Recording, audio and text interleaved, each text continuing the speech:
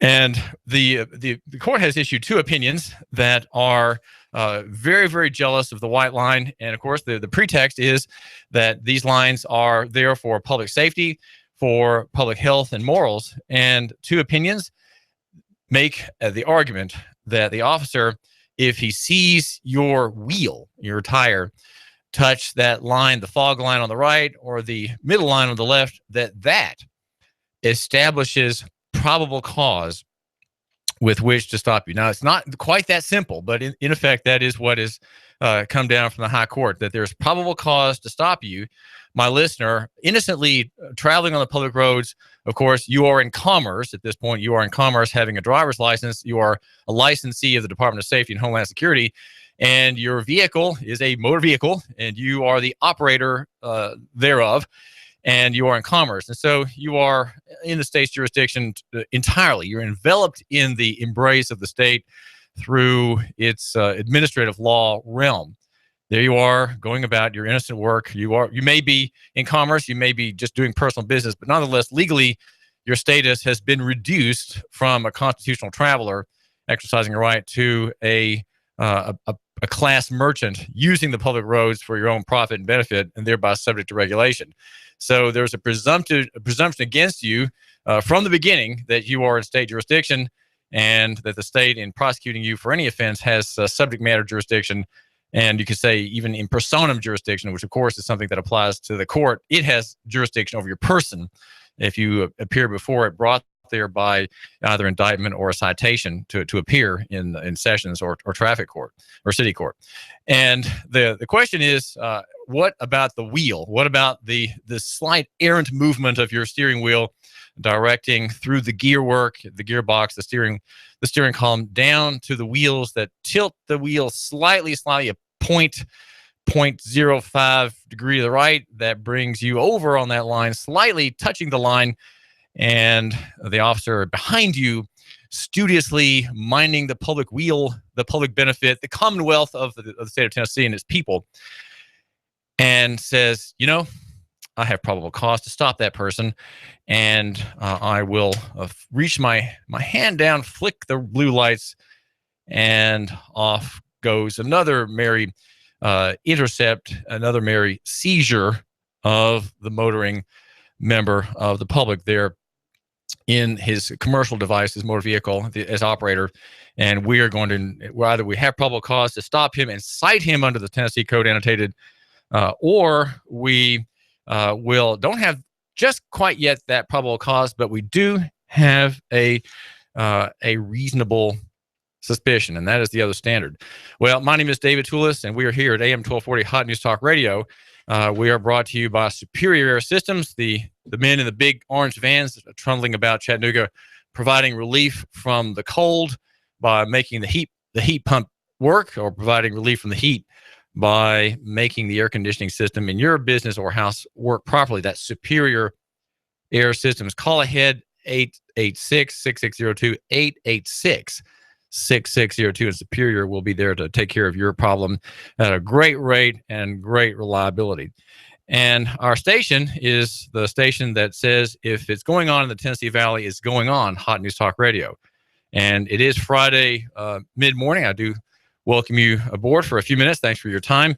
And we're hoping to prosper you with a quick study of the legal ramifications of operating motor vehicles, or motor vehicles, as the deputy will say, and what that means for your liberty. We're also brought to you by Choo Choo Barbecue of Hickson, Choo Choo Barbecue, and the number for having a bundle, trays full of pork sandwiches brought to your event. The number for catering at Choo Choo Barbecue of Hickson is 870-7894. Call that number and have the event catered. Okay, great sandwiches, salads. You can have all kinds of things, slaw and sides and drinks, sweet tea, you name it. Choo Choo Barbecue of Hickson, 870-7894, with a secret rub, and it's delicious smoked flavor. Well, there are two cases. One is Lindsay Danielle Smith. She is the target of opportunity by the officer, and a little bit inebriated. And the other one is William Whitlow Davis, driving the green BMW, the green BMW in Knox County, hauled aside by Jerry Massey, the officer. And it is a lane violation. And the judges give 30 pages of single-space type or so to the questions about the constitutional. It's about 34 pages, maybe 35 or 6 questions regarding. Yeah, it's 37 pages, let's just say, maybe 36 altogether of single-space type, very fine legal analyses. And I'm highlighting, I guess, the main point of their rulings. And there's a great deal of debating, including a considerable amount of time and ink given to looking at statutes in other states that declare it effectively a crime, an offense, a violation to not maintain control of your vehicle to such a degree that your wheel, your tire touches the line on the right, the fog line, or touches, or maybe even crosses the left-hand line on your left there, without the exceptions having been met. The exception, of course, would be that you're making a turn, right, or that you're avoiding an object in the street, or that you're passing. Right, you can cross that line and not maintain your lane if you're passing someone going the same direction. These are exceptions.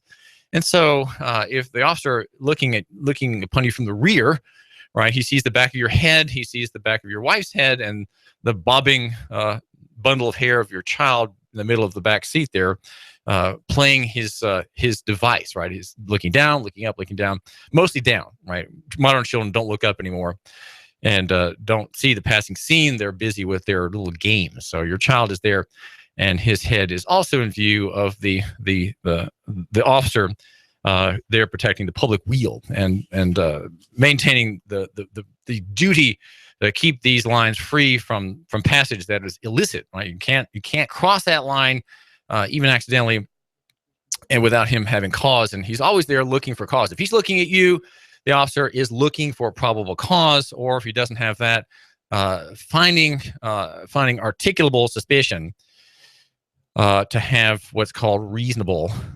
suspicion. He has to look for specific articulable facts that give him the investigatory power to stop you and investigate, right? To start asking questions, to start having you flap your gums, breathe out the air in your lungs, to him to see if he can smell a bit of Jack Daniels on your breath. And there, if he smells that or has other signs that you are in violation of the rules, he will cite you to court. And they're looking to stop you. Again, the purpose is public safety. That is always the claim for our being surveyed on the public roads. We, the members of the public, we, the people, said to be a free people under a free government, subject to the executive branch in cities and counties and in the state, the executive branch always executing the righteousness of the statute against us and hauling us before the tribunals so that we might defend ourselves, explain our business, explain our ways and our deviations from the white line. The white line rule is one, of course, that protects us. We are to understand that, and so we should always look with cheer and alacrity at the officer who really has everyone's best interest at heart, and is simply needing guidance from the high court as to technically how to justify stopping you without violating the federal Fourth Amendment or the equivalent amendment in the Tennessee Constitution, which the court says is virtually identical to the Fourth Amendment. In Tennessee, Article 1, Section 7 provides that the people shall be secure from unreasonable searches and seizures. And now the question is, on what grounds does the officer flash his blue lights? Most people don't have dealings with the police except on the road. The roadway is the place where this encounter happens most frequently. You rarely have a dealing with an officer except at that point. And so I think it's worth considering how it is we've come to this state of affairs, and how best to deal with the circumstance, and to kind of force the issue earlier rather than later. And there's several quotes in the case of Lindsay Danielle Smith out of Williamson County that tell of the decline of the right of travel under the surveillance state. The the judges, in reiterating their points, quote, for example, referring to a series of United States Supreme Court opinions that establish a new and greatly simplified Fourth Amendment vehicle doctrine. The police may, at their discretion, stop and search any vehicle at any time. That's from an essay called Warrantless Traffic Stop, a suspension of constitutional guarantees in post-September 11th America. That came out about 12 years ago. And another discussion about the reasonable suspicion standard as having evolved into a veritable green light for police officers, resulting in a complete disregard for personal security. The judges say, we emphasize that our decision in this case is not intended to provide law enforcement officers with carte blanche to seize motorists every time they see a vehicle crossing a fog line. Rather, an officer's seizure of a motorist for a suspected violation of the statute must be supported at a minimum by a reasonable suspicion based on all the relevant circumstances, that the driver left her lane of travel when it was practical or practicable to remain there, and or left her lane of travel without first ascertaining that it was safe to do.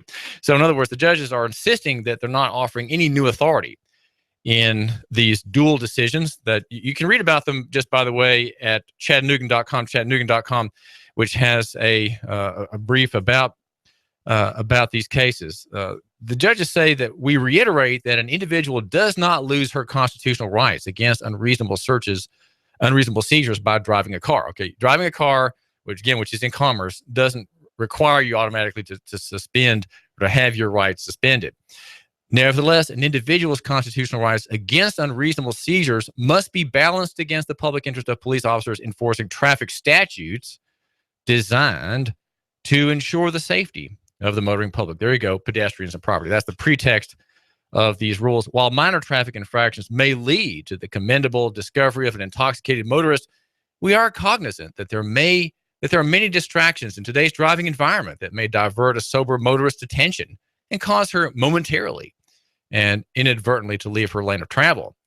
And then it cites a case that says that automobiles, unlike railway locomotives, do not run on fixed tracks, fixed rails. Commentators have cautioned that allowing police officers to stop motorists for the de minimis driving anomalies creates a stop-at-will environment at complete odds with the Fourth Amendment.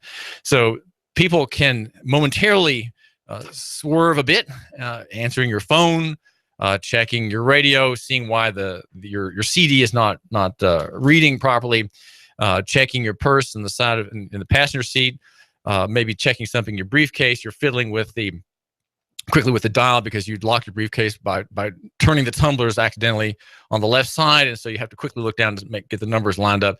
Things like that might make you veer slightly, but of course the danger is, and the police are there to enforce this, to prevent this. The danger is that in looking down, in being distracted, you raise the risks for other people, and that is the public interest in traffic control. There is a risk of moving a 1-ton device on 4 wheels at high speed sometimes, and that if these vehicles are plunging forward through the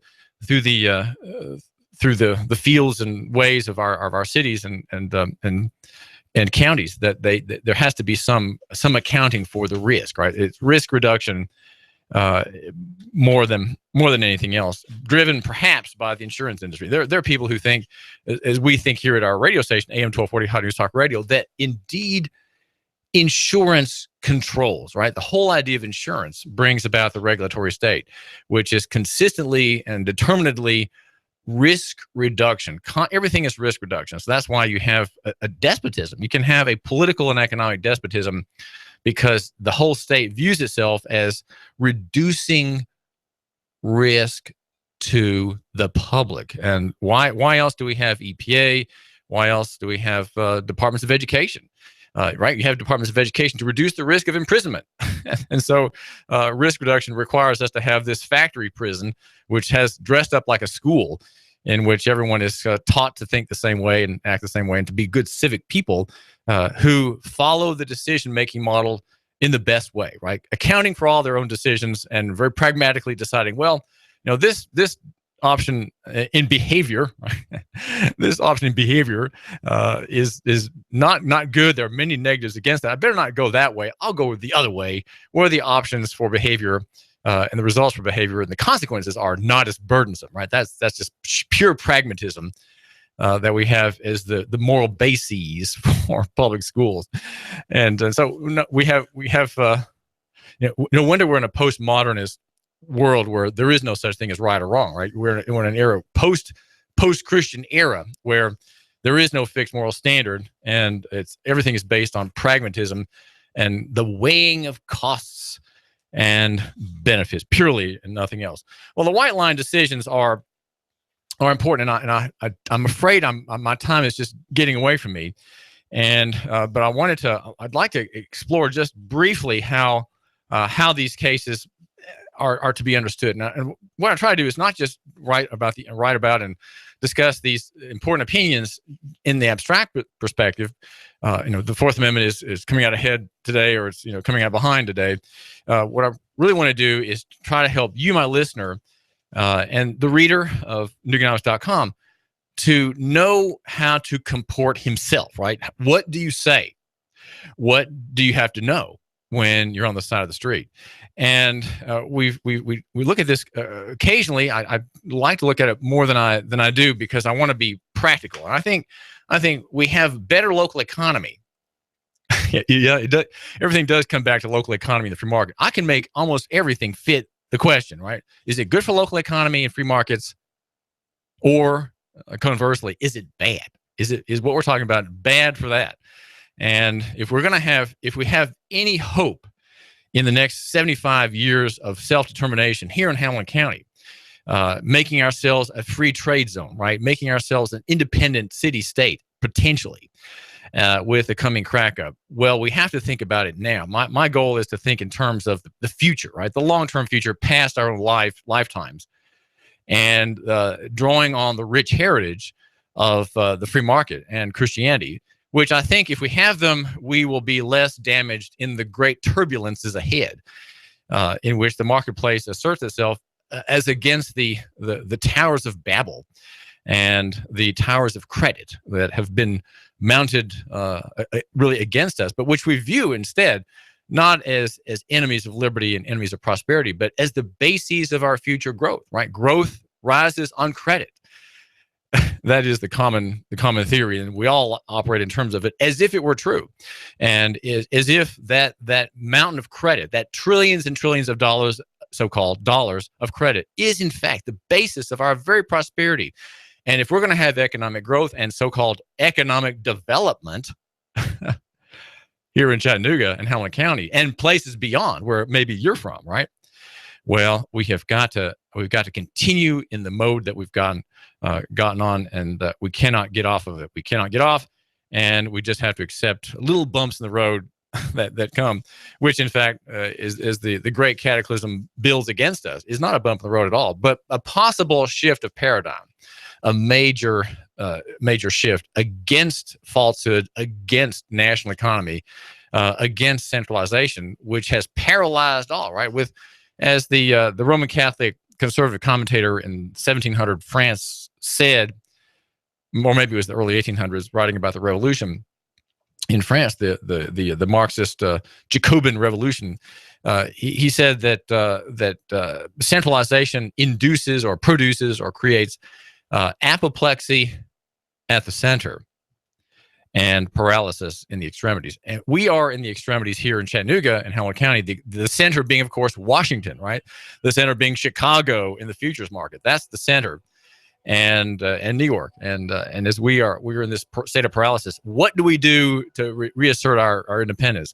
And so the white line question is important. The white line question, are we better off or worse off from these opinions? I'd say it's kind of neutral. And it's worth reading if you have time to read some of these opinions. But let me see if I can boil it down for you somehow. And time is short. This is David Tulis. You give us 12 minutes and 40 seconds, we'll give you Chattanooga and the world. News Talk 1240. Expect morning clouds with a quick passing snow shower possible for your morning hours. Otherwise, by the afternoon, highs upper 40s to around 50. Tonight, breezy, much colder again, lows close to 20. For Saturday, even with sunshine, highs will struggle to get above freezing, closer to 40 Sunday. Get ready for this cold weekend with Dodge City Ski Shop, featuring the largest selection of cold weather clothing as well as all the ski equipment you need for that big trip. That's Dodge City Ski Shop, East Brainerd Road, Chattanooga. And I'm 1412 Chief Meteorologist Patrick Ward on AM 1240 Hot News Talk Radio. What's going on? Get a free $20 gas gift card. Free. That's right, a free $20 gas gift card. Just tell Rick at Rick Davis Gold and Diamonds on Brainerd Road you heard the offer on Hot News Talk Radio. A $20 gas gift card for free. When you tell Rick you heard it on Hot News Talk Radio. Buy or sell 30 grams of gold or 10 ounces of silver and get a free $20 gas gift card. It's the Valentine's Day sale at Rick Davis Gold and Diamonds on Brainerd Road. 60, 70, 80% off when you buy rings, pendants, bracelets, and necklaces. Cash, and more cash when you sell all week. Buy, sell, trade at Rick Davis Gold and Diamonds on Brainerd Road. Mention you heard this at Hot News Talk Radio and get a free $20 gas gift card. Free. Cash. This huge Valentine's Day sale's going on now. Don't miss it. Rick Davis Gold and Diamonds Valentine's Day sale. Rick Davis Gold and Diamonds, Brainerd Road, Chattanooga. Are you prepared? Do you have an emergency plan? Do you have the skills and mindset to survive a disaster? Now is the time to come to P5 Preparedness. We offer preparedness classes, supplies, and over 30 years of combined knowledge. P5 Preparedness, located on East Brainerd Road between I-75 and Gun Barrel. Look for the big Army truck. Call us at 423-602-2175. Do not wait. You need to get prepared today. Nobody knows what tomorrow holds. Get the skills and supplies you need or die waiting for help. P5 Preparedness. Hello, I'm Mike Little, candidate for criminal court judge with 25 years of criminal court experience, which makes me the most qualified candidate. The experience I have gained from handling over 4,000 cases in state and federal court has equipped me with the ability to be fair, impartial, and independent. As your next criminal court judge, I will focus on keeping Hamilton County safe. I view this position as a public service and will strive to improve the daily operation of the court. I humbly ask for your trust and vote in the March 1st Republican primary. Paid for by the committee to elect Mike Little. Barry Abbott, Treasurer. When the weather turns bad, turn to AM 1240 Hot News Talk Radio. On the net, hotnewstalkradio.com. Follow us on Twitter, YouTube, and Facebook. From the Hot News Talk Radio Weather Center. Chattanooga, we've got you covered. When the weather turns bad, the Tennessee Valley turns to Hot News Talk Radio. Go.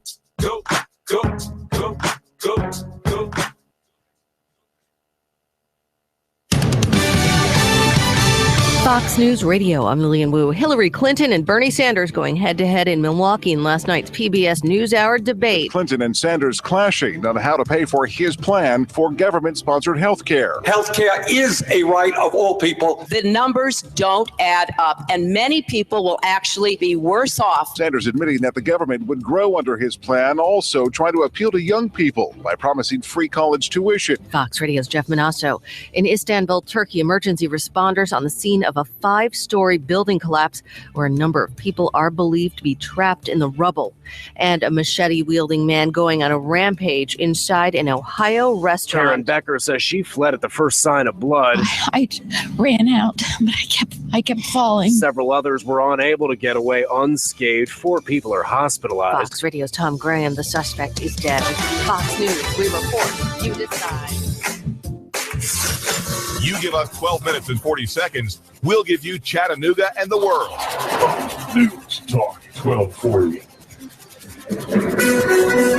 AM 1240 Hot News Talk Radio with your Hot News Now update. It started as a routine traffic stop, but ended with 2 known gang members arrested. Police say a cop was walking up to the car he had just pulled over when it went into reverse and attempted to hit him. This then led into a long car chase going through many roads downtown. It ended with 2 arrested. Montrell Creighton, who's 17, was charged with aggravated assault with a vehicle, among other charges. And Darius J. Blackmore was charged with possession of drugs for resale, among other charges. A hazardous chemical spill at UTC caused problems for some students yesterday at the Engineering, Mathematics, and Computer Science building. The fire department responded and found pyridine, a flammable substance that also is an irritant. Fortunately, they managed to clean it up and only a quart was spilled. Hazmat teams took care of the situation. And police say a 56-year-old man was arrested in a Walmart after relieving himself near the alcohol and trying to stuff a package of trout down his pants. He's been charged with public intoxication and indecent exposure, among other charges. If it's going on in the Tennessee Valley, it's going on Hot News Talk Radio.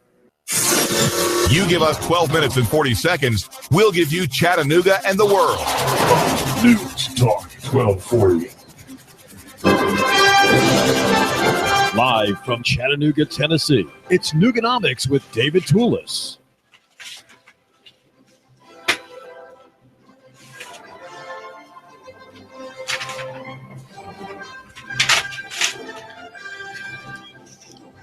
Arthur J. Hirsch in Lawrence County Circuit Court yesterday was sentenced to probation and $2,000 in fines for exercising the right to travel in a vehicle that he had scrupulously kept out of commerce. It was a truck that he uses for a private business serving Christian churches in that county, Lawrence County. And he was found guilty by a jury of his peers of exercising a constitutional right of travel, which the accusers in the state said is not possible. There is no possible way that anybody could travel apart from regulation. What is freedom? What is liberty if you don't have regulation? If you don't have the state monitoring everybody and their use of their conveyances and having them in a central database, having them connected to the state through taxation and license fees and permits, we have too much danger. And it's certainly not possible that this person thinks that somehow the laws of commerce don't apply to him. Everybody has to obey the state. Everybody has to be part of the state and effectively enter into the administrative realm of law and obtain a privilege, a kind of special state privilege, which is the operation of a motor vehicle. Of course, that is what is offered to the jury as the only means of conveyance and self-propulsion and locomotion in Tennessee. No one can locomote, right? No one can self-propel in Tennessee in an instrument of his choice apart from the state itself having obtained from Nashville, from the Department of Safety and Homeland Security, the proper license, the proper permits, and the proper entering of that device, the automobile, into the stream of commerce through the VIN, the vehicle identification number, and registering that automobile with the state, converting it thereby into a motor vehicle that is in commerce and operating for profit. And so what has happened is the state, through the executive branch, through the branch of Governor Haslam and all of his predecessors, Republican and Democrat, have insisted that there is no right of travel. There is no property right that adheres in being able to move your person for private purposes, innocent purposes, across the roadways, highways, and byways that belong to the people. No, those byways, in fact, belong to the state, not to the people. And everyone, in fact, is in commerce, the state says, right? That was the argument that was made in the December 22 trial of Arthur J. Hirsch, who's a common man, a workman. And if you want to find out about this remarkable case, where the defense is by a man who understands the issues correctly. He is one of the few defendants, I think, that have come into the state's notice as a villain, right? As an evildoer and a malefactor who is making the just argument for the acts for which he was convicted, right? He was convicted of so-called crimes and that offended the peace and dignity of the state. Those were the words used in the reading of the indictment at the beginning of the trial in Lawrenceburg, Tennessee, in December 22, when the trial was forced into one day, a show trial like those of the famed Stalinist period, where guilt was predetermined and there was simply just a demonstration of justice. And that was what happened. Extraordinarily important motions for rejecting the court's jurisdiction were blithely ignored by Judge Stella Hargrove at the encouragement, of course, of the general being the district attorney general for that part of Tennessee. And this man was convicted. And yesterday afternoon, at a hearing that began at 1:00, a sentencing hearing, Arthur J. Hirsch, who is 65 years old, a bachelor, and a laborer and a private businessman, made an extended defense. Now, if you want to hear a little bit more about this argument that he makes, go to Nooganomics.com. That is the website of which I'm the editor. And there you will find the reports on the true state of things here in the Tennessee Valley. We are here at AM 1240 Hot News Talk Radio. If it's going on in the Tennessee Valley, it is going on Hot News Talk Radio. And we are the station where you can hear Russell with Binary almost every day at 11 o'clock. And it's live and local and techie oriented, very tech oriented. Russell will tell you how to make the most use out of the extraordinary overcapacity you enjoy, my listener, being the user very likely of a smartphone. We're also the station where you can hear Sean Hannity, the great neocon, the great neoconservative mouthpiece of reason and government. And in the early afternoon, Sean Hannity always Colin Cowherd always at noon. Together, a great national lineup on AM 1240 Hot News Talk Radio, the station that makes you a richer man, right? You, my listener, a richer man. Also, our advertisers, think about how radio works just for a second. Radio works when you, my listener, say, I'm going to shop that person because that person advertises with David Tulis. And if you can't remember my name, David Tulis, just say, well, with that Hot News Talk station, okay? That's us here, the Hot News Talk station where you report and the world decides. And we're online at hotnewstalkradio.com.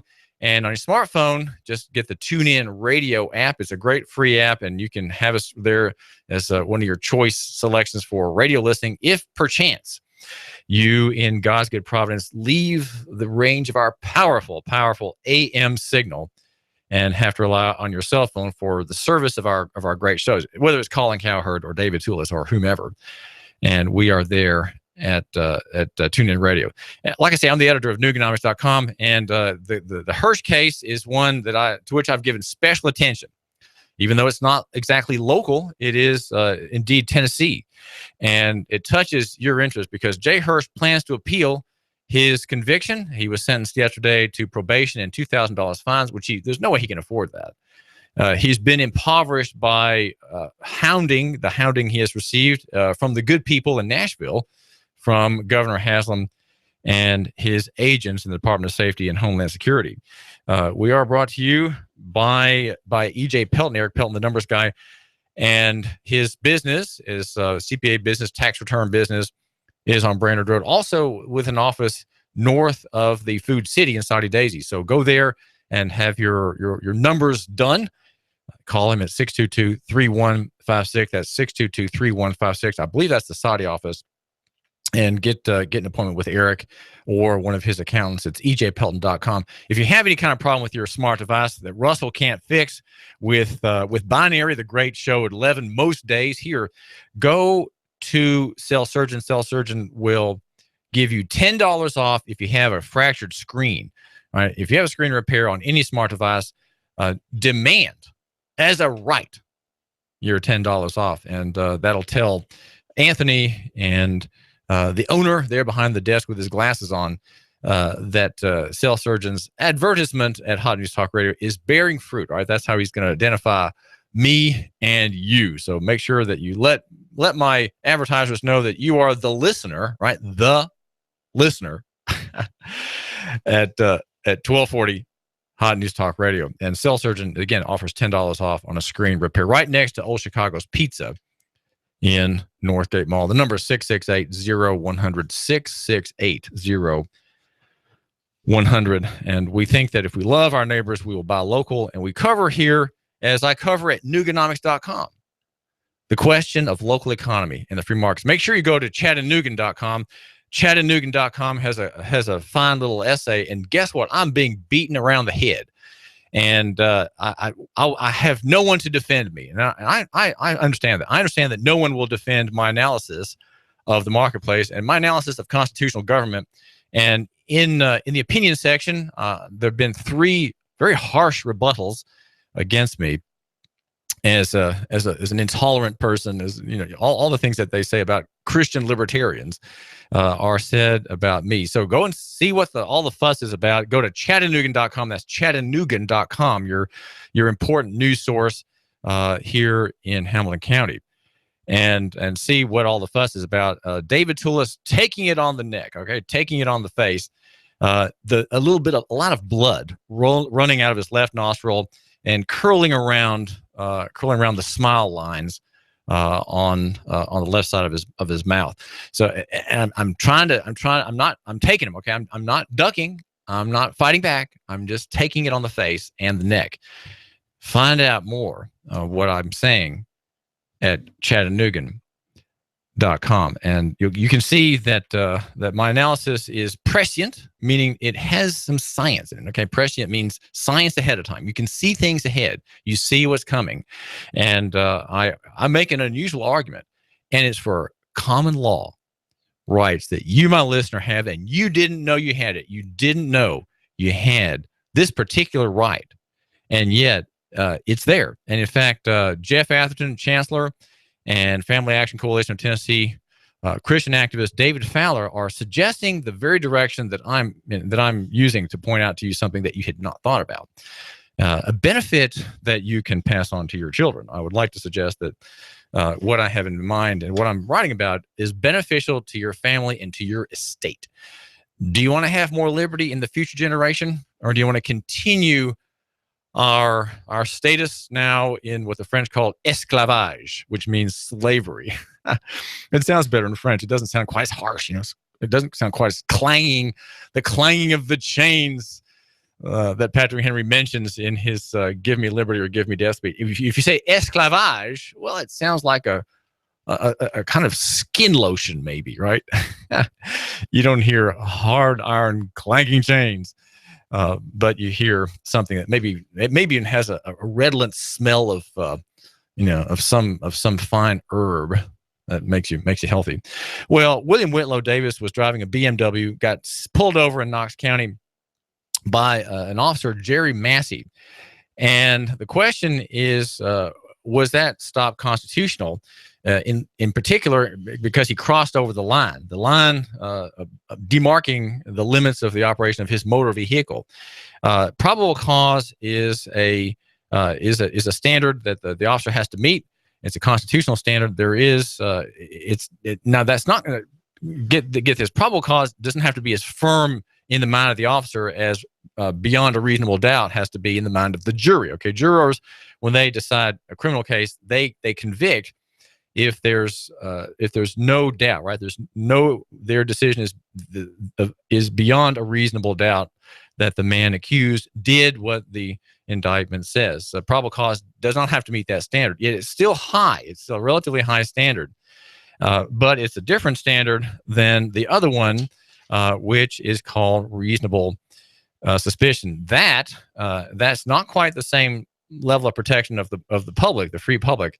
But it does have some requirements, and they include that there be specific and articulable facts that the officer has to have in mind when he pulls over the motorist. So how do you build a case to stop someone, to stop you, my listener, based on reasonable suspicion? What are kinds of things that make that happen? I want to tell you, I'm distilling this one opinion here. It's about, well, how many pages? It's one of them is 14 pages. The other one's about 24 pages. What are things that give grounds for specific articulable facts that lead the officer to stop you? Okay, it's less than probable cause, in which he has to have that you are committing a crime, or that you have committed a crime and he has a report of it, or that you were about to commit a crime. Now, these are bases of probable cause, things that he has seen, which are under the statute. So crossing the line without having a reason to cross the line, or you're not passing someone, you're not making a turn, those are parts of probable cause. And so the judges insist that there are two decisions that came out a couple days ago are not carte blanche, which means white card, right? There's no white card authority, they say, but they hold up a standard that's called the as nearly as practical standard. It sounds kind of strange, but if you're keeping your lines as you travel in your car, if you're keeping within the lines as nearly as practical, then you might say you have a defense against moving onto that line or touching that line with the tire of your car, and you can't accidentally touch that line without giving rise to this specific articulable facts that are part of reasonable suspicion. You got that? I know it's a lot, but okay. How do I frame these decisions to make them useful to you? I want them to be useful to you. How can we frame this material? Okay, let's see if I can boil it down really quickly here. I'm sorry, it's taking me kind of a long time to get to the nub, you might say, the essence of this of these writings by the judges. They say that something that this standard of the reasonable suspicion has to be more than a mere suspicion. Okay. It has to be, probable cause inquiry focused on probabilities rather than technicalities, and is grounded in the factual and practical considerations of everyday life on which reasonable and prudent people, not legal technicians, act. Okay, so that's describing the higher standard, which is probable cause. Now, the lesser standard that we're trying to look at, if I can just get to it, would touch on things that would be reason for suspicion. For example, if you're at a four-way stop, the officer's watching you and you're not moving through it, okay, that's suspicious. Okay, what if you're driving below the speed limit?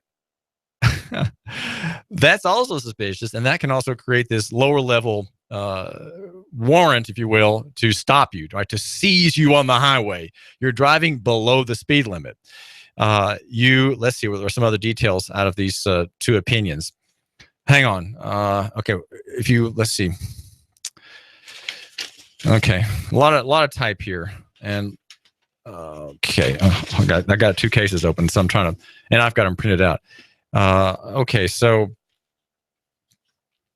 if the officer, okay, here we go. Here are the iffy ones.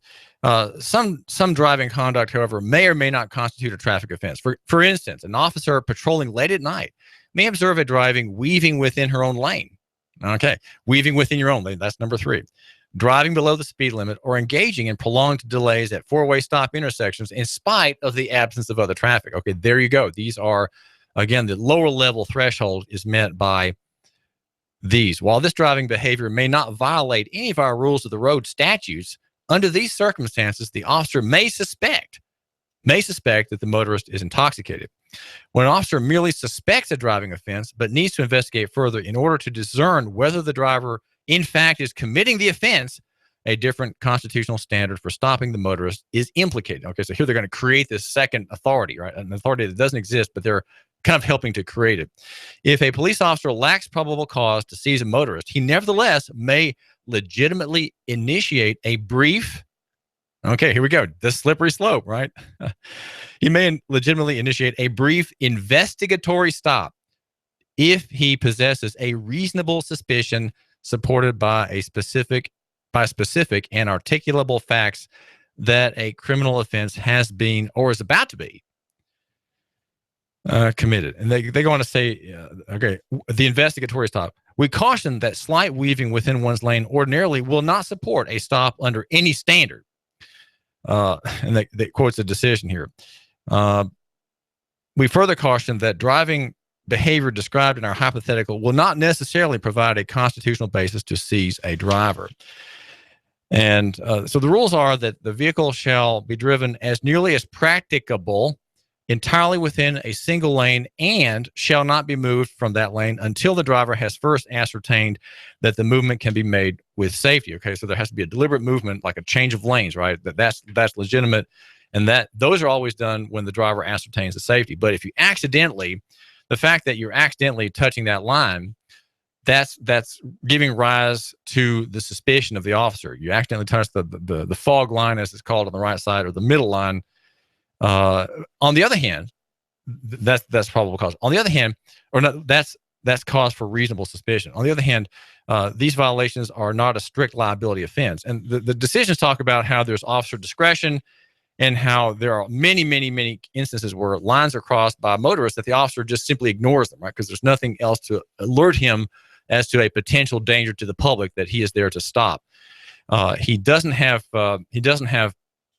blanket authority, and you can touch that line. What if you're driving an RV? One of these opinions says, the case of the man in Knoxville. What if you're driving an RV and there's wind, right? There's wind that pushes your car a little bit to one side or the other. What if you're making kind of a sharp turn and you have a trailer behind you, right? That trailer, that wheel might touch that white line, the fog line on the right. Well, is that probable cause? Is that reasonable suspicion? The ruling suggests that no. What if you have a U-Haul trailer? And here the opinion looks at rulings in other states. Under these conditions, any vehicle could be subject to an isolated incident of moving into the right shoulder of the roadway without giving rise to a suspicion of criminal activity. And citing a Kansas case, he saw the motorhome drift onto the shoulder twice within a quarter of a mile under optimal road, weather, and traffic conditions. Such lane excursions are not caused by the danger of driver inattention and are not within the scope of the driving conduct prohibited by the Tennessee statute. So there's more, and but I have 24 hours a day just like you do, and there's only so much I can get to. I'd like to write about these cases to boil it all down to you. If I do that, guess where it'll be found? Either at Chattanooga.com or Nooganomics.com. Doing a new show. I want guys who push it to the middle of the table and go over the top. Take a risk, fail miserably. I'm right, and I'm not wrong, and I'll never back down. Conflict works. Allow it. It's The Herd with Colin Cowherd. Right here and everywhere. Noon Eastern. You give us 12 minutes and 40 seconds, we'll give you Chattanooga and the world. News Talk 1240. What are you going to get your sweetie for Valentine's Day?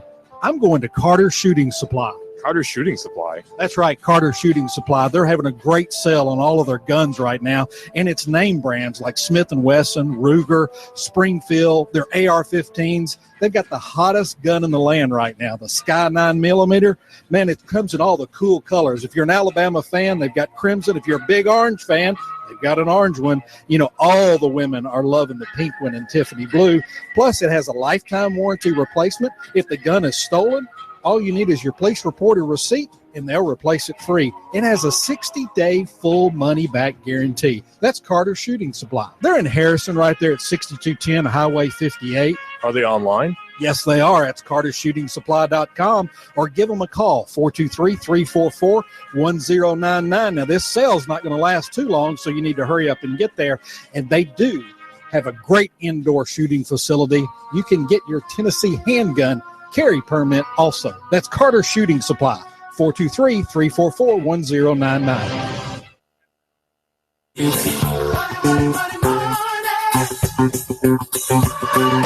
On your signature, you can get $150,000. Can you believe that? $150,000 on your signature. Hi, I'm Bruce Krebs with the Entrepreneur Source. There's a program right now that you can get $150,000 on your signature with no pledge of collateral or personal guarantee. Call me at 423-875-5621 to learn more. 423-875-5621. You've been thinking about starting a business and becoming self-sufficient. Don't do it on your own. I have a proven track record for the last 13 years, a 96% success rate. I can guide you into a franchise where you will pay yourself through the startup phase with very low or little risk. Call me now. I'm Bruce Krebs at 423-875-5621. 875-5621. And make sure to listen to the Entrepreneur Hour every other Wednesday from 11 to 12 o'clock here at AM 1240 Hot News Talk Radio. Call me now, 875-5621.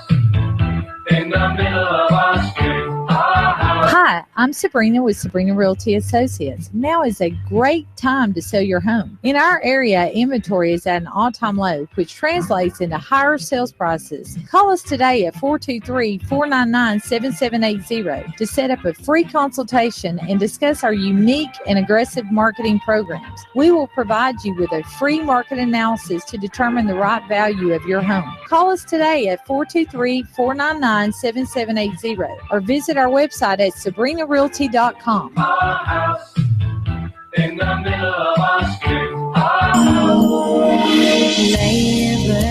down at the Woodhouse. Leave all your worries at the door. The perfect gift for the perfect match. Surprise her with a Woodhouse gift card. Call us today at 423-443-4478 or visit us online at chattanooga.woodhousespas.com. You need a place for your party or maybe a wedding reception for 100 or even more. Maybe you'd like to host a small trade show for your business and you need a very affordable venue. Are you looking for a place for your birthday gala or services to start up a church? Look no further than the Hidden Gem in Hickson. It's an overlooked, newly appointed reception hall right here in Hickson, Tennessee. Big space, small price. That's right, big space, small price. Call Mr. Chu and ask for a tour. 316-7388. That's 423-316-7388. He'll tell you a lot more about the venue. Rent this venue today. Just call 423-316-7388 and ask for Mr. Chu. Get $10 off a screen repair. Mention Hot News Talk Radio.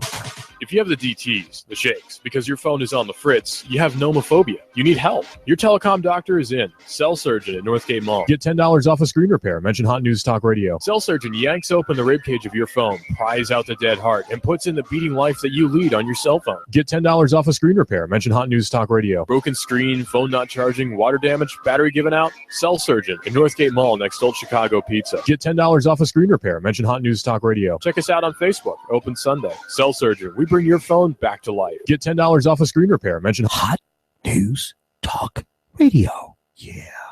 I'm the type of guy that likes a big breakfast, a couple of eggs, bacon, and some gravy and biscuits. I get that at Wimpy's. I know they have specials at lunch every day. That includes a big meat and three menu. At night, I want some good comfort food. Maybe some smoked brisket, pulled barbecue, or ribs. They've got that too. Wimpy's the type of place where you can go in and have a good conversation, catch up what's going on in Soddy Daisy, and have some great food. That's why I go to Wimpy's. You know where it's at, on Dayton Boulevard, right across from City Hall. That's Wimpy's. Give them a call, 423-332-6201. Did you hear me? It's 332-6201. Wimpy's. They're even on Facebook at Wimpy's. I know your mouth is watering just like mine, so let's go to Wimpy's.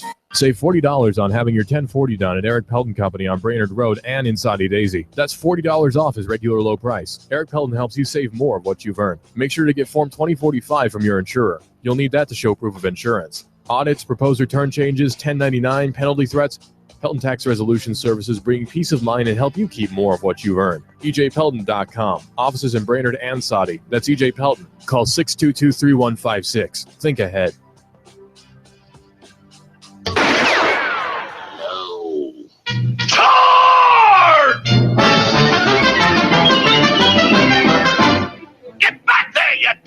You give us 12 minutes and 40 seconds, we'll give you Chattanooga and the world.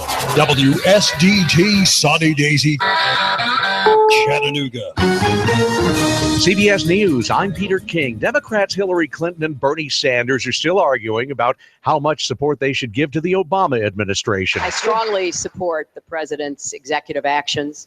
I hope the Supreme Court upholds them. I think there is constitutional and legal authority for the president to have done what he did. But during last night's PBS NewsHour debate in Milwaukee, Sanders answered Clinton's charge that sometimes he sounds more like a Republican. It is really unfair to suggest that I have not been supportive of the president. I have been a strong ally with him on virtually every issue. The Democrats move on to the Nevada caucuses a week from tomorrow, the same date as the Republican South Carolina primary. The GOP candidates debate there tomorrow night. Here's CBS's Juliana Goldman. From the campaign trail to the airwaves, South Carolina is looking like a five-man slugfest. Don't listen to Donald Trump. Really, don't listen to Donald Trump. Jeb Bush has no foreign policy experience, period. Jeb is spending all this time being negative. How do you think Donald Trump going to Washington is going to solve anything? Bush says, I do not believe he's a true conservative. Trump with the last word. He's campaigning in Florida today.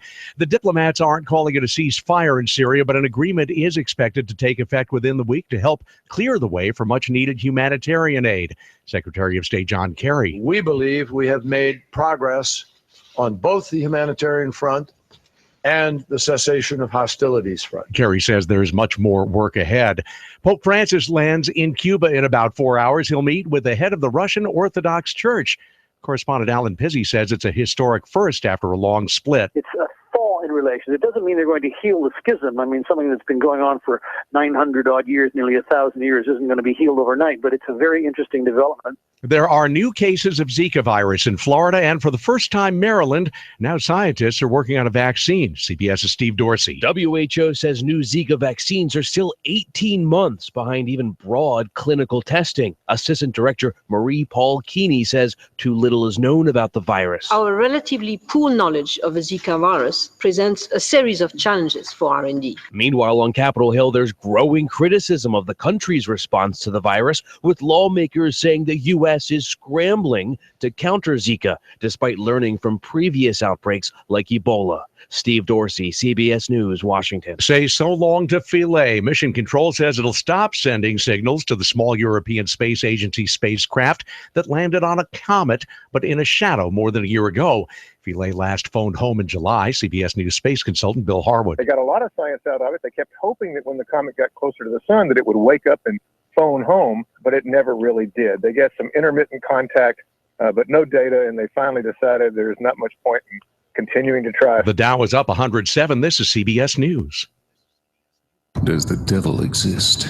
Is there really a fallen angel named Lucifer? When you are tempted, is it really the product of an evil Satan? Russia's master of horror, Sergei Mavrodi, introduces you to Lucifer's Son, Book 1 of the Temptation Chronicles, a national bestseller in Russia. Kirkus Review calls it protracted, but deliciously creepy explorations of the macabre. Christine Morris of Forward Review says Lucifer's Son lays bare the depravity of the human heart as everyday men make bargains with the devil to obtain their desires. Follow the unrelated yet overlapping vignettes. Igor sells his soul on television and deals with the consequences. Andre struggles to survive an unforgiving forest. Lucifer's Son will fill you with fear and anxiety, and you won't be able to put it down until the terrifying conclusion. Lucifer's Son, Book 1 of the Temptation Chronicles by Sergei Mavrodi. Available in ebook or paperback at Amazon, Barnes & Noble, and fine bookstores everywhere. The Commerce Department says retail sales were up slightly in January, even with a sharp drop in stock prices. The report says steady hiring and early signs of higher wages mean that Americans have more money to spend. Cars, home supplies, and groceries led the way. Online sales did well, too. Men of a certain age may shudder to learn that the first Playboy magazine with no nudity has just gone on sale. This is not your dad's Playboy, it's your grandpa's. The full frontal nude shots of its playmates are gone because they aren't edgy anymore thanks to the digital age. Because it's so ubiquitous. Editorial director Jason Burmaster says before 1972, Playboy featured sexy but not nude photos of women. And we kind of wanted to return to that. Burmaster says the magazine likes the images of Instagram models such as Sarah McDaniel, featured in this issue, who could portray themselves the way they see sexy via images they can control. Allison Keyes, CBS News. I'm Peter King, CBS News. Okay, everyone, Valentine's Day. News Talk 1240. Expect morning clouds with a quick passing snow shower possible for your morning hours. Otherwise, by the afternoon, highs upper 40s to around 50. Tonight, breezy, much colder again, lows close to 20. For Saturday, even with sunshine, highs will struggle to get above freezing, closer to 40 Sunday. Get ready for this cold weekend with Dodge City Ski Shop, featuring the largest selection of cold weather clothing as well as all the ski equipment you need for that big trip. That's Dodge City Ski Shop, East Brainerd Road, Chattanooga. And I'm 1412 Chief Meteorologist Patrick Ward on AM 1240 Hot News Talk Radio. You give us 12 minutes and 40 seconds, we'll give you Chattanooga and the world. News Talk 1240. Live from Chattanooga, Tennessee, it's Nooganomics with David Tulis.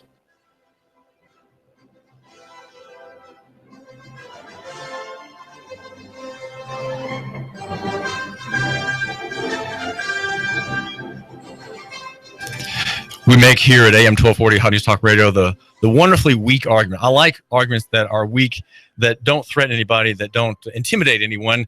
And if you sum them all up, it's the theory is Nooganomics, and you could say it brings to you a Nooga-centric perspective, where somehow, like every provincial, like every commoner, like people who live on farms in the middle of the country. They think that their little one stoplight town or their one stop sign town, that's the center of the universe. And they're very happy to be there. They're there by God's providence.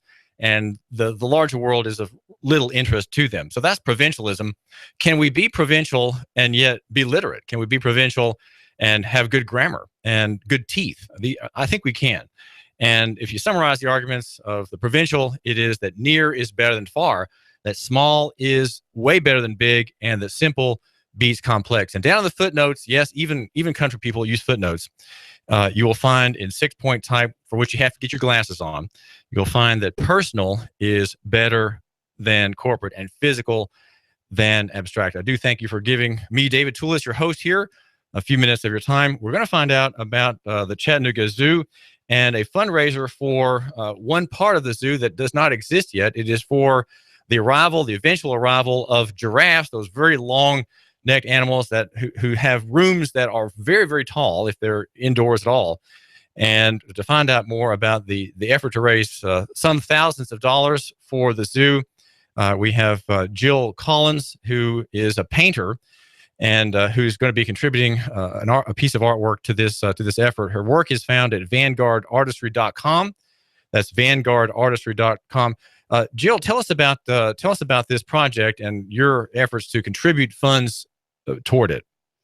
Well, I was through the hanging of my work in downtown Chattanooga, I became aware of this event, and I've always loved giraffes. And the painting that I'm donating was my father's favorite painting, and he's passed. And the way it all happened was very interesting because I was trying to figure out where it fit in my life at this point, and it doesn't fit with my current work. And while I was on the phone, being asked to come to the fundraiser, I thought, okay, I'll donate something. And at that point, I did not know it was for giraffes. And I was literally looking at the painting while I was speaking with this person. And she said, well, it's for giraffes. It's for a fundraiser to bring giraffes to the Chattanooga Zoo. And I just knew that I could, kind of honor my dad, who's painting, he loved this piece. And it won an award back in college. And I'm just really excited to, be able to have something that matches the fundraiser so well and to be able to donate and help out. So you were looking at this painting because you were thinking in a way of jettisoning the painting because it didn't fit your current style of work, right? Definitely not jettisoning. I've hung it in my home for years and I love it. But, we ladies, we want our home to look a certain way, and everything. If you see my new work, it just doesn't fit in my personal motif. And I just thought the timing was incredible that, I'm on the phone looking at the painting thinking, where does this painting fit? And I find out, well, it fits right here for this fundraiser for the giraffes. Well, your dad loved this work while he was alive, and you were in one of your earlier phases as an artist. And we know artists go through these phases where they're gripped by certain concepts and certain modes of moving the hand across the brush and mixing the paints in a certain way and not in another way, and laying it on only so thick. And that was in an earlier, I would think, representational style, because you can indeed see giraffes. It looks like you're actually looking at giraffes, and you don't have to struggle to find out what the subject of the painting is. Right. Well, now here I'm holding you've changed your theory a little bit. I'm holding up another painting. It's if you're looking at us on YouTube, we'll ask Jill Collins to describe it for you. But if you're not, just listen to see if you can make out what we're looking at. This is an Impressions series painting, and it's the first of the series, and it's a female figure. And it's a new style that I've been doing from the collarbone down to the crotch. Yes. From the collarbone. What is that? Clavell? What is that bone called? The clavell up here? I'm not sure. I'd say collarbone, right? And on down. Yeah, so it's a frontal view, and you're seeing a female, and it's her breasts and her belly button and her, and her haunches. Area. You can see. Okay, you can see. So, and it's again, you can see what it is. It's not too abstract. It's not too subjectively inspired, because you are touching on things that the viewer of this painting recognize, right, Jill? Yes. So you've had some change in your thinking, and so you could say providentially, the giraffe painting from your earlier phase that had been hanging up on your wall was in view for you to pass on as a donation, and as it turns out, it is for the Chattanooga Zoo. So tell us what your understanding is of the Chattanooga zoo's interest and needs for this exhibit? Is there anything there now where the giraffes may go? What's the story? I haven't actually got the background on their plan for where the giraffes are going to go. That's all going to be kind of introduced this evening at the fundraiser. The focus tonight is more Valentine's, all things wild. And as I was reviewing before the show, they're going to be focusing on the mating habits of the animals tonight and a Valentine wild cocktail party at the zoo. Where is this event being held? How does my listener find out about going if he wants to attend? Is it a dinner thing that he can go with his wife? What exactly is it? Is it a dance? It's a cocktail event with hors d'oeuvres and a silent auction and other things, music. There are tickets available online. You can just go to the Chattanooga Zoo website. Just Google Chattanooga Zoo. It'll walk you through it. It's now I'm Wild at Heart. Wild at Heart, marking Valentine's Day. Now, you, my listener, you are inattentive on Valentine's Day. I know you've got a problem there. You don't remember your sweetheart's birthday. You forget the birthdays of your eldest daughter, for whom Valentine's means a smidge still. And can you tell me what day it is? That's right. It's Sunday. You have noticed that from all the retail marketing on Valentine's Day. It is Sunday. So if you are going to be in good standing with your beloved, make sure that you think about it. Maybe even ask her what she'd like. Maybe she would like to go to the fundraiser, right? And that's the fundraiser. That's a cocktail event. There'll be some kind of hors d'oeuvre, right? Some kind of food to satisfy the manly hunger. Yes. Okay, we're talking with Jill Ann Collins. My name is David Tulis, and we are here on AM 1240 Hot News Talk Radio. Jill is a painter, and you can find out more about her works at vanguardartistry.com. She has taken from her earlier stages as artist. She's taken to more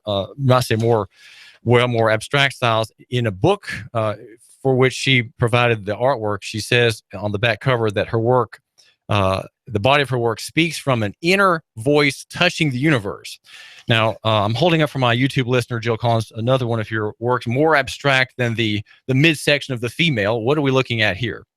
This is called Universal Love, and it's a female figure and a young child. And they're kind of like, she's embracing with an arm and he's against her bosom. And then it's a lot of energy and stars and universal things winding in and out. This is an acrylic on canvas? Yes. Is the painting you're donating an acrylic on canvas as well? No, that is a watercolor. Okay. And you like Jill Ann Collins, your work focuses on energy, color, and it's, I would say, motion oriented. There's a lot of wild, multi-directional senses of movement from the brush on this painting. Yes, that is present in a lot of my work. And it flows, I would say, from your subjective state as opposed to making an objective presentation of mother and child. Yes. Is that fair? Okay.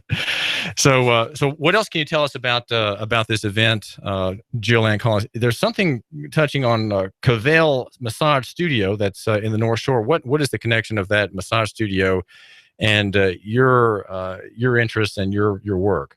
Well, Cavell Massage Parlor has invited me to come in and hang art as an artist there, and basically working towards a rotating gallery where other local artists will be displayed as well.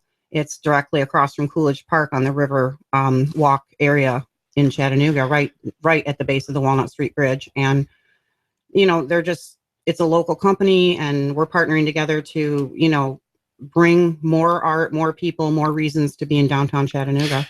What is the connection between the visual stimulation of looking at paintings, Jill Ann Collins, at a massage studio and massage itself? Is there any connection, or is not perhaps when you go into a massage studio for the healing arts that's sufficient?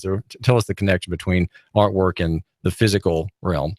Well, just from the fact that the walls were bare and it's inviting, with the artwork up, Avis, the owner, really feels that it warms the place, and people, if they do have to wait, are very interested in viewing the work. There's also hand-painted yoga mats they can purchase that I've done and do. And I think that anytime you're seeking a massage, there's spiritual healing with it, and, artwork and viewing artwork is spiritual. So I think it's a really good fit. Well, when you mention, first of all, it seems like you as an artist like bare walls because you have in a bare wall the prospect of maybe convincing the owner of that wall to let you fill it. Right, that's sure one step. But on the other hand, when you Jillian Collins and Cavell Massage Studio think about combining your efforts, what you immediately create is a bit of competition. Competition for well, is not this massage studio very, very close? In fact, less than a pistol shot away from In Town Gallery, which is owned by artists such as yourself, and which has extensive displays of their work. Yes, I don't see it as competition at all. It's kind of like the more things and reasons people have to be in Chattanooga, and the more local artists and local businessmen that are, in this area and growing and working together. I don't see it as competition at all. There's enough room for everybody's work, and each thing speaks to a different person. So we're not trying to compete with anyone. Just sharing. And the reason it's not purely the reason you're saying that, Jillian Collins, is because artwork, even though both are businesses, In Town Gallery wants its patrons to come. There is an economic value for people making their livings by working at a co-op. In Town Gallery is a co-op. Yes. And so they all have some slight livings as members of the co-op. They have duties to man the place, to pay the rent together, and then they share the benefit of all those empty walls in Town Gallery, which of course are full. Right, they're full. They're displays, they're paintings, and then here, not far away, you will be assisting the owners of Cavell Massage Studio in the North Shore, just opposite the Carousel.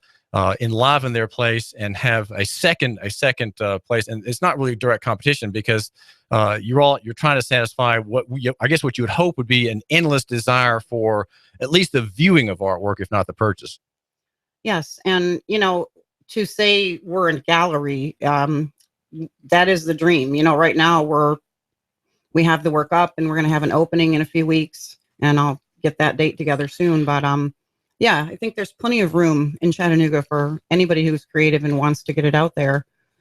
And well, tell my listener, Jillian, again, how he can find out more about you and your work. Well, I have a website, vanguardartistry.com, and my professional name that I sign everything with at this point, because I've had a couple last names, is Jill Ann, and my Facebook is where I post a lot of my, work as well. This is David Tulis, and we've got a caller. You're on the air at AM 1240 Hot News Talk Radio. What's on your mind, or what's your question?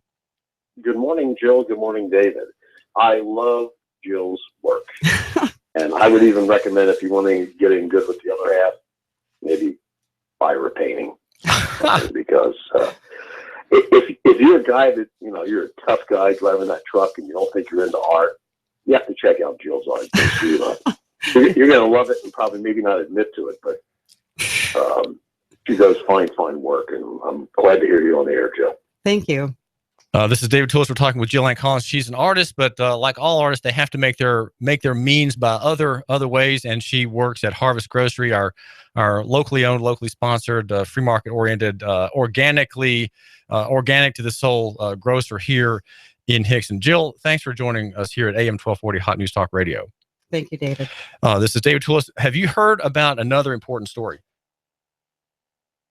And this story is about the mama bears and the continuing complaints about the collapse of the state testing system for the inmates of the state factory school here in Hamilton County and around the state. The story, when I read about these mothers who are indignant at this failed system, the digital meltdown on the watch of the Tennessee Department of Education, I couldn't help but think of the tears of Esau. Remember the story of Esau in the scriptures? He's the brother of Jacob, the one whom God favored, right?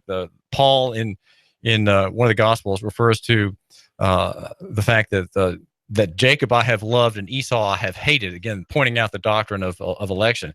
Well, Esau, when he sold his birthright and when he had his birthright taken from him by deceit, by Jacob the deceiver, he weeps. He weeps what are called the tears of Esau. In the book of Genesis, there's this wonderful narrative is told, and we read that when Esau heard his father's words, he burst out with a loud and bitter cry and said to his father, "Bless me too, my father." Because the thing is, the danger is, or the scandal is, that the brother who wanted God's blessing from the father, somehow got it by deceitful means. Of course, Jacob's held in very low regard on that account, but he got the blessing. And so Esau, who, remember earlier, had sold his birthright. He had sold his birthright. He weeps. And the story goes on further down in verse 38. Esau said to his father, "Do you have only one blessing, my father? Bless me too, my father." Then Esau wept aloud. These are the tears of Esau, the tears of someone who has forsaken the birthright. Earlier, remember, you know that story, right? I know you're not a member of the church and don't go to church, but you remember the story from your boyhood when you went to Sunday school and you heard the story. He sold the birthright for a mess of pottage. In fact, there's so many stories in the scripture that are part of common parlance that we don't even recognize their source. But selling a birthright for a mess of pottage is an expression that comes from Esau's disregard of God's blessing. He wanted the pottage more, coming back from the hunt. He wanted the pottage more than the birthright, and he effectively sold his birthright. Again, that's God's blessing for a stew, a very well-made stew. That Jacob, who was the man who lived in the tents, right? He was the city guy, just like you and me. And the mama bears are complaining about this collapse, and their postings are very interesting to me. I read what they have to say because I understand their angst and their grievance against the state for showing incompetence, hiring a vendor, a contractor that has let down the system, and so. There's this for example, one of the memes that comes along with this correspondence is a picture of Tennessee Ready, and it has a photograph. Well, it's the latest testing technology just announced, and guess, of course, what that is.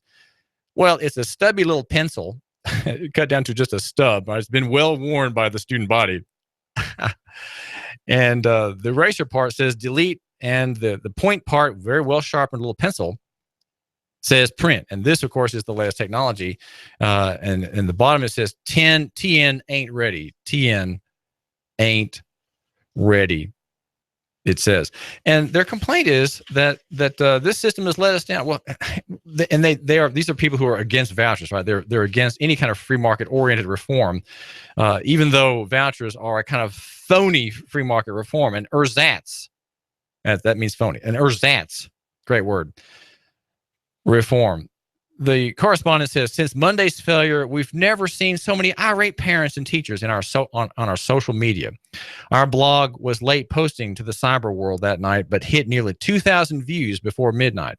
A teacher in East TN who has a lovely blog called Bringing Back Mayberry wrote about the testing mess she experienced yesterday, and we can see that there are already 3,000 Facebook likes on it.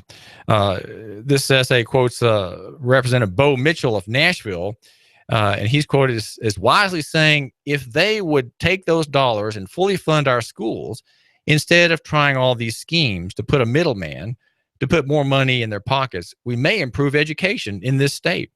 And there's another quote here from the essay. It says, it is also funny to read that Commissioner McQueen has lost confidence in TN Ready test vendor because we've lost confidence in her, and we have serious doubts. This essay goes on to say some irate parents have even started an online petition to demand Commissioner McQueen's resignation. Parents want their voices to be heard, and more than just the 15 hand-picked parents on McQueen's parent council that still hasn't been revealed, even though the TDOE, the Department of Safety, Department of Education spokesperson told parents last week in Johnson City at a town hall meeting sponsored by the PTA that the list of parent council names were on the TDOE website along with the press release. Nope, they're not there. Someone is fibbing. You see, the problem here is that we have parents who reject local economy and the free market. They reject it. And so their complaint is always about the administration, the state. The state is the villain. The state is incompetent. We want to have reform. We want things to be fixed. And we want education. We want it now, and we want you to do it. We want you, the expert, to have this testing scheme in order. We want it to be serviceable, and we want the digital economy. We want the deep state and the surveillance mechanism to be working properly so that our tests can be taken online. We don't want pencils and paper. We don't want surveillance by pencil and paper. We want surveillance. We want interposition in our child's minds and hearts by means of the digital connection, the online connection. That is all we want to fight for that. We're going to march for that. These are not people who are really, they may want some of the right things, but their mechanism, the state itself, is incapable of delivering it. They will never have true education. They will have only indoctrination on their account. You give us 12 minutes and 40 seconds, we'll give you Chattanooga and the world. News Talk 1240.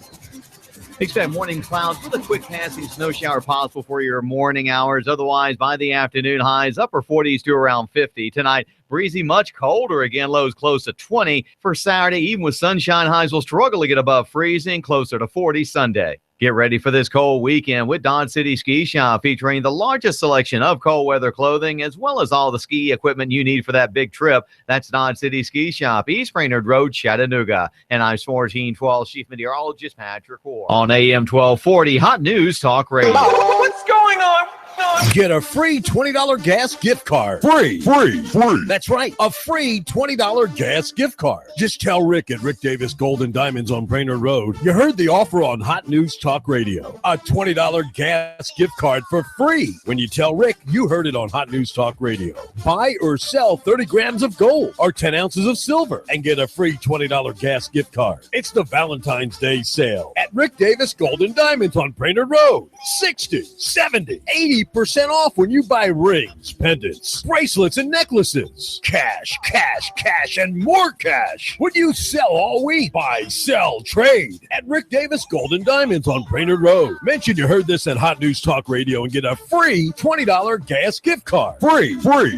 Cash. This huge Valentine's Day sale's going on now. Don't miss it. Rick Davis Gold and Diamonds Valentine's Day sale. Rick Davis Gold and Diamonds, Brainerd Road, Chattanooga. Are you prepared? Do you have an emergency plan? Do you have the skills and mindset to survive a disaster? Now is the time to come to P5 Preparedness. We offer preparedness classes, supplies, and over 30 years of combined knowledge. P5 Preparedness, located on East Brainerd Road between I-75 and Gun Barrel. Look for the big Army truck. Call us at 423-602-2175. Do not wait. You need to get prepared today. Nobody knows what tomorrow holds. Get the skills and supplies you need or die waiting for help. P5 Preparedness. Hello, I'm Mike Little, candidate for criminal court judge with 25 years of criminal court experience, which makes me the most qualified candidate. The experience I have gained from handling over 4,000 cases in state and federal court has equipped me with the ability to be fair, impartial, and independent. As your next criminal court judge, I will focus on keeping Hamilton County safe. I view this position as a public service and will strive to improve the daily operation of the court. I humbly ask for your trust and vote in the March 1st Republican primary. Paid for by the committee to elect Mike Little, Barry Abbott, Treasurer. When the weather turns bad, turn to AM 1240 Hot News Talk Radio. On the net, hotnewstalkradio.com. Follow us on Twitter, YouTube, and Facebook. From the Hot News Talk Radio Weather Center. Chattanooga, we've got you covered. When the weather turns bad, the Tennessee Valley turns to Hot News Talk Radio. Go.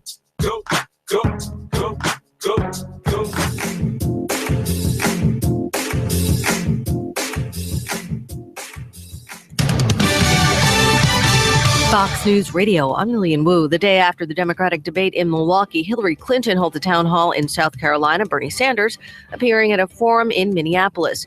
GOP candidates, meanwhile, gearing up for their South Carolina primary. The only Republican not here yet is Donald Trump. He picked on Jeb Bush while stumping in Baton Rouge Thursday. He tried the mother. That didn't work out so good. Now he's bringing in his brother. Jeb calls Trump a bully again. I'm the only guy standing up to him. And Ted Cruz had to pull down a TV ad here after it was learned one of the actresses used to be in softcore adult films. Fox Radio's Eben Brown, that actress. Amy Lindsay also appeared in TV shows like Star Trek Voyager and has a journalism degree from the University of Texas. The World Health Organization says possible Zika vaccines are at least 18 months away from large-scale trials, and retail sales on the rise in January despite sharp drops in stock prices. Fox News, we report. You give us 12 minutes and 40 seconds, we'll give you Chattanooga and the world. News Talk 1240. AM 1240 Hot News Talk Radio with your Hot News Now update. It started as a routine traffic stop, but ended with 2 known gang members arrested. Police say a cop was walking up to the car he had just pulled over when it went into reverse and attempted to hit him. This then led into a long car chase going through many roads downtown. It ended with 2 arrested. Montrell Creighton, who's 17, was charged with aggravated assault with a vehicle, among other charges. And Darius J. Blackmore was charged with possession of drugs for resale, among other charges. A hazardous chemical spill at UTC caused problems for some students yesterday at the Engineering, Mathematics, and Computer Science building. The fire department responded and found pyridine, a flammable substance that also is an irritant. Fortunately, they managed to clean it up and only a quart was spilled. Hazmat teams took care of the situation.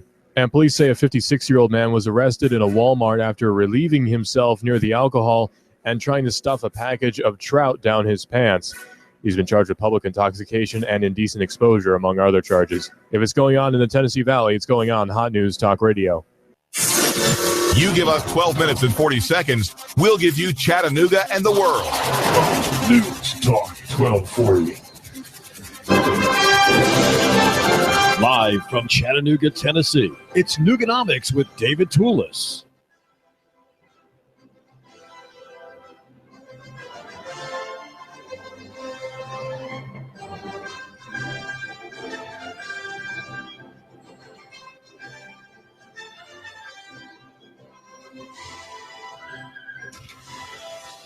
I do thank you for giving me a couple of minutes of your time. My name is David Tulis. That's David Tulis with 1 S, 1 L. And there are people who condemn what I have to say at Chattanoogan.com.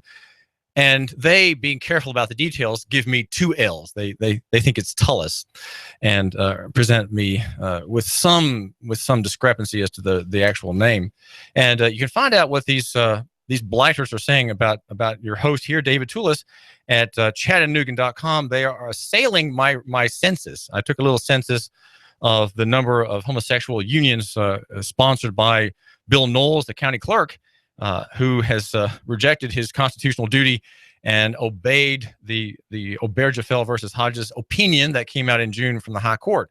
And he has provided a great favor to gay theory and has granted, of all of his licenses since June, 7% of them to same-sex couples. He has been acting honorably and bravely in his perception of his duty, and has granted these unions as marriage, the same quality, the same legal standing as that which you, my listener, have. You, my listener, have with your beloved wife, and where biology conforms to reality, and the legal realities conform to the biology. Man and women, a man and a woman, being made fit together in a very wonderful, odd, mysterious, and extraordinarily delightful occasional combination there and composition. The name is David Tulis. We're brought to you by Ducks, the indoor air professionals, formerly known as Duck Busters. Ducks will clean the mold and mildew out of that mysterious, unheavenly domain, subterranean domain, even under your floorboards, between your vent and your HVAC system. The number is 876-9907, 876-9907. Longtime advertiser here, very satisfied with results. And my listener can advertise too to the other listener, right? There's another person who listens to this show and the station. It's not just you, okay? There are other people.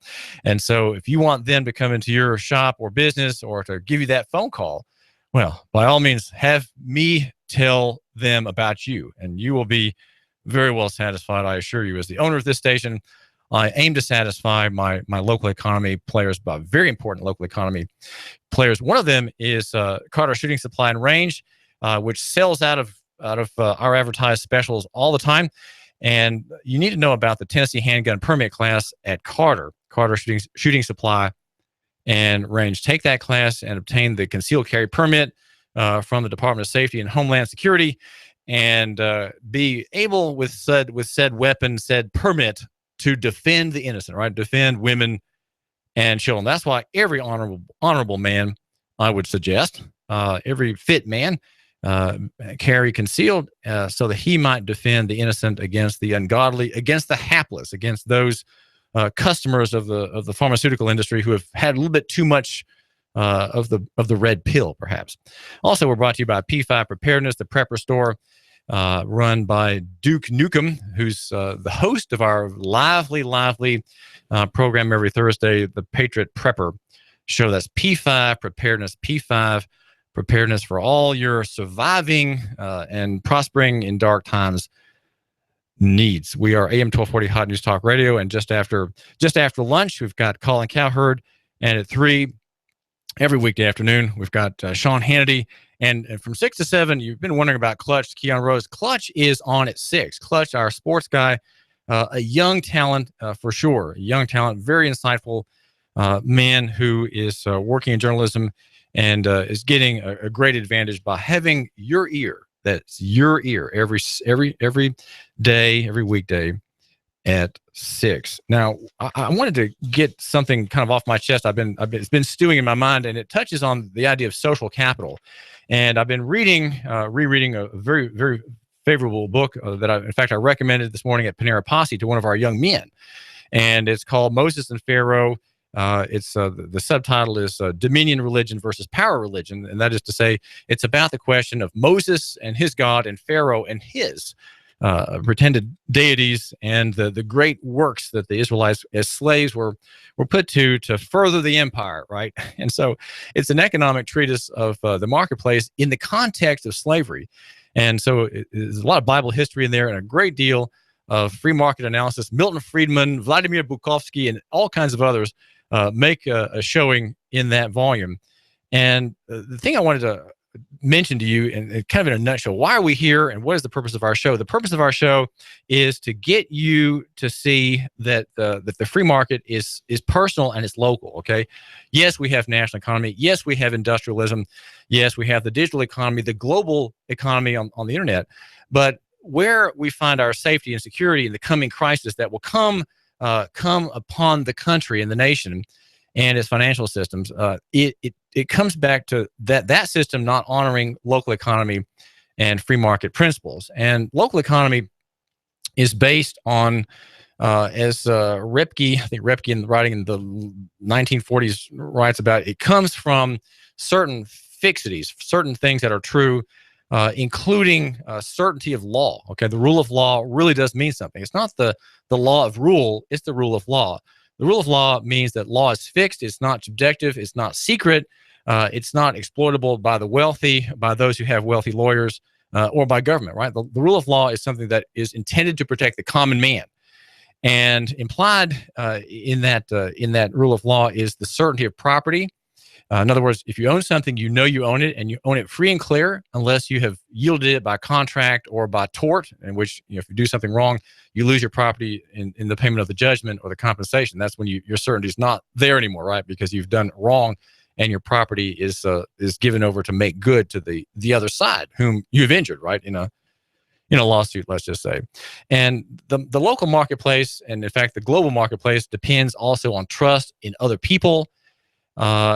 Which again is somewhat like the certainty of law. If law is certain and property is certain, that suggests trust in other people. And so generally you can have a free market if generally people trust other people and have no grounds for have no grounds for suspicion of them, but assumes the best of every person. In fact, that's a biblical injunction, that you, my listener, always think the best of other people and overlook the slight. That's a very Christian concept that is very pro-market. Overlooking the slight, not taking offense, that's good in your personal relationships, your relationships with your wife, right?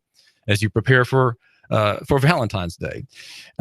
These are the basis of local economy and the free market. And I would suggest, in addition to what Ripke says, quoted by North in his Moses and Pharaoh volume, is that there's a fixed eternal standard known to all. Again, no secret laws, but laws that are known to every man and to which every man is bound and subject. And then also open and honest government, open and public government, in which we could say our elections for a criminal court judge, let's say, and property assessor are a part. They're a part of that. And then again, mixed in with that, another point, maybe 0.5 or 6 now, is that capital, and here we're going to get to talk with a man who thinks a lot about the money question, right? And also about Bitcoin. We're going to talk with a man who's thought a lot about that. But capital is important if the means of capital and storing your wealth, right? wealth is capital, capital is wealth. Wealth is the ability to move things in the marketplace, either in the future or now. To store your wealth, you really need to have a medium of exchange that is fixed and holds its value, not one such as the paper dollar, which doesn't hold the value very well and which is subject to what we call inflation. Which is really, inflation is the result of monetary expansion, the expansion of the money supply in the banking, the mysterious banking process that only the banking sector can enjoy, and only the banking sector of which and its friends can prosper. We want to have a free market, and AM 1240 Hot News Talk Radio is about the free market, which is again opposed to a political market. So Bob Biles, you are you're the publisher of Thieves Emporium, which is a book about technology, economics, and death in the age of the surveillance state. That's the book Thieves Emporium. You, Bob Biles, are also the overseer, the mild-mannered, bearded, slightly wrinkled overseer of the Bitcoin Meetup Group, which meets when? It meets Tuesday, fourth Tuesday of every month from 5 till 6, and it runs over if we have lots of things going on, but somebody will be there from 5 to 6. And that's the fourth floor of the downtown public library. All right, I'm making a point here, and I want you to supply. Let's see if you can guess the counterpoint. And if you don't have a free market, what kind of market do you have?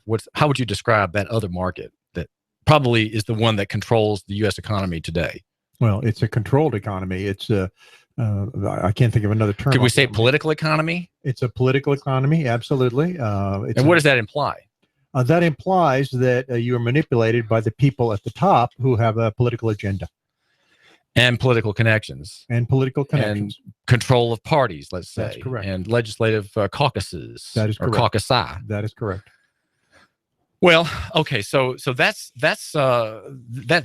There's something, you were making a comment this morning that made me want to have you come back on the show, and you were pointing out in a discussion with our teenage Panera Posse member, and we had only one today, that currency, you were describing currency, and I thought, I hadn't heard that, and you were quite passionate about saying that currency is a bearer receipt, and if currency is not a bearer receipt, it's something else, and that something else is bad for the listener. How is that? Explain how that might be bad for our listener today, Bob Biles. Okay, well, first, let me be a little bit of a stickler about definitions. I'm not sure what currency is exactly, but I know what money is. So I'm talking about money, and that's what you use to buy and sell in three-party transactions. And there are really two kinds of money in the world that have been pretty much ever since mankind first began to become civilized. There's money that is debt, and there's money that's equity. A piece of debt money, for instance, is one in which you owe me something and you give me an IOU. And because you're a very trusted individual, I turn around and give your IOU to the grocer to buy a couple of bananas. And he turns around and he gives that IOU to the supplier of the bananas. And that IOU now is used in three-party transactions, and it's money. But it's just debt. There's nothing backing it up. It's a debt instrument. That's right. There's nothing backing it up except your promise to give somebody something in exchange for that IOU if it eventually comes back to you. The other half of the coin, so to speak, is equity money. Equity money is money which somebody has worked to produce something, and he has ownership of that asset. Typically, people have found that gold and silver represent the most effective assets historically for this. And what that means is that if somebody gives you a coin, it's yours free and clear. You're not depending on anybody's promise to do anything.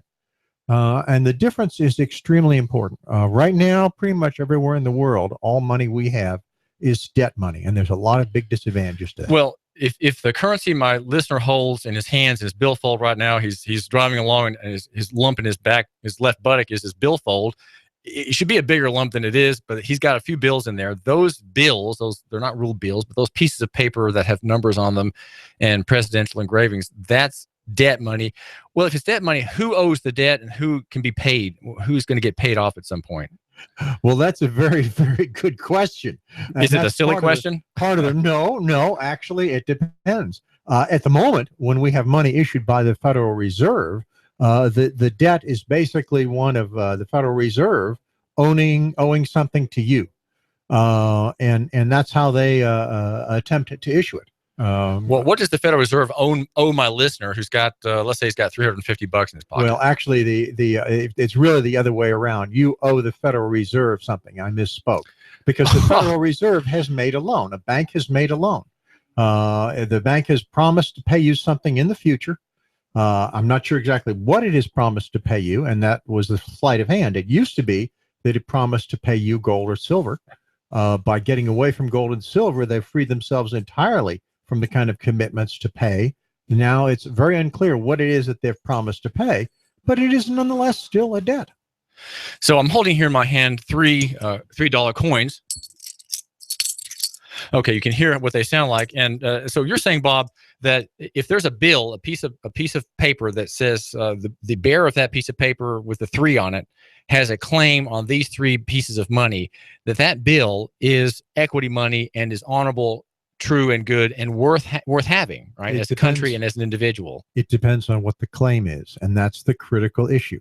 If, as an example, in our present banking system, when it used silver as the backing, right? You walk into the bank and give the bank 3 pieces of silver like that, they give you a promise to pay silver to you, and that silver becomes theirs. They then put it on their books as an asset. They can loan it out to other people repeatedly. That's fractional reserve banking. If they go belly up, their creditors can take that silver. They own. And you're stuck with a piece of paper with that bank's name on it. You're stuck with a promise of the bank to pay, just like anybody else is. Equity money, on the other hand, means that when you give those pieces of silver to the bank, you get a bearer title for that pieces of silver, and that bearer title says, "I own that silver." The bank doesn't own it. They can't put it on their books. They can't make loans based on it. They can't do anything but let it sit in their vault. And if they do, they're conducting a moral transgression. Maybe not legal anymore, but moral. Well, Bob Biles, you're the head of the Chattanooga meetup group for Bitcoin. Is there something my listener needs to know about his other assets that are out in the public? That would be stocks or mutual funds or financial instruments. Does the listener own those assets, or does he not own them? Not anymore. It used to be. What's the status? It used to be that the title to those assets was clear. Unlike the banking system, brokerage houses and commodities houses all maintained a separation in their accounts. Users' accounts held the title to all the assets. They were not part of the books of the brokerage house. That has now changed. MF Global is an example of where that has changed with... there was a collapse of a brokerage house that lost commodities. Collapse of a commodities house. Many millions of dollars. That's right. And they equity lost. They had basically pledged their collateral of their depositors' assets. And it was no longer the firewall that used to protect them was gone. This is David Tulis. We've got a quick call. Caller, you're on the air live. Make it quick. Yeah, it's interesting to hear you guys philosophize. But being an expert in money, as I am, since I studied it for 30 years, when you're talking about money, you have to discuss the law. Everything else is an opinion. Money under the Uniform Commercial Code is any medium adapted or adopted by a foreign or domestic government. 1792 Coinage Act adopted silver coinage of 371 1/4 grains of fine silver as the money of account of the U.S. And then you have legal tender laws. And if anything, that's what compels people to be involved in this system of non-redeemable currency, where if you contract in dollars, by law, the courts will enforce it and compel you to receive whatever the Congress deems to be dollars. But one thing that's the most important message you have to put through here is that anything that claims to be money has to be able to extinguish debt. There is no such thing as equity money. Money is any medium adapted or adopted by a foreign or domestic government. And Federal Reserve notes and digital currency that we have today cannot extinguish debt legally, as far as I understand it, because it's not money. Only coins like those that I was clacking in my hands. Only coins like these can extinguish a debt. So, Bob Biles, what do you make of just quickly the challenge that Bitcoin poses to the world's fiat money systems adopted by every single nation state on the earth? There's not one exception. What does Bitcoin suggest? What do gold and silver suggest about the future stability of those systems? Well, Bitcoin, like gold and silver, is equity money. The only difference between Bitcoin and equity money, such as gold and silver, is that Bitcoin is in an ethereal world, not a physical one. That gives it pluses and minuses, but it means it's very compatible with gold and silver. It's sort of like the other side of the real versus ethereal area, and we can go into those in some detail. I don't think there's time to right now, but I really would like to make a comment on what the listener has said, which is that the law is whatever the government decides it is. And money has been around long before governments came into existence. Money has been around as a medium of exchange because it's so essential for civilization. And so to narrowly define money as only what is issued by governments is really to miss the whole point of money in civilization. And that's the ability to specialize labor. Chattanooga.com tells us that Judge Greenholz has collected $71,000 for criminal court judge campaign. Mr. Little has $22,000, and Boyd Patterson, Mike Little, $22,000, and Boyd Patterson has $20,000. The incumbent has 3 times as much money as the challengers. And of course, he is the establishment favorite named by the governor, a man of many connections, apparently. And we would hope, since he is the incumbent, that he would have an eye to justice, that the scale of justice in criminal cases is true, and that he is, in fact, impartial and just. We're talking with Bob Biles, and the question of justice comes up there in criminal court. It also comes up in the marketplace and the medium of exchange with which we're stuck. We're all stuck with an inflationary fiat money system that faces rough sledding ahead. Bob Biles, thanks for joining us. Thank you. Good to be here. Bob Biles is the overseer of the Bitcoin Meetup Group that meets the fourth Tuesday every month from 5 to 6 p.m. on the 4th floor of the public library of downtown. This is David Tulis. Tell a friend about our show. I really appreciate you. Thanks. I'm blowing everything up. We're starting over. I'm doing a new show. I want guys who push it to the middle of the table and go over the top. Take a risk, fail miserably. I'm right, and I'm not wrong, and I'll never back down. Conflict works. Allow it. It's The Herd with Colin Cowherd, right here and everywhere. Noon Eastern. You give us 12 minutes and 40 seconds, we'll give you Chattanooga and the world. News Talk 1240. What are you going to get your sweetie for Valentine's Day? I'm going to Carter Shooting Supply. Carter Shooting Supply? That's right, Carter Shooting Supply. They're having a great sale on all of their guns right now, and it's name brands like Smith & Wesson, Ruger, Springfield, their AR-15s. They've got the hottest gun in the land right now, the Sky 9mm. Man, it comes in all the cool colors. If you're an Alabama fan, they've got crimson. If you're a big orange fan, they've got an orange one. You know, all the women are loving the pink one and Tiffany blue. Plus, it has a lifetime warranty replacement. If the gun is stolen, all you need is your police report or receipt, and they'll replace it free. It has a 60-day full money-back guarantee. That's Carter Shooting Supply. They're in Harrison right there at 6210 Highway 58. Are they online? Yes, they are. That's cartershootingsupply.com, or give them a call, 423-344-1099. Now, this sale's not going to last too long, so you need to hurry up and get there. And they do have a great indoor shooting facility. You can get your Tennessee handgun carry permit also. That's Carter Shooting Supply, 423-344-1099.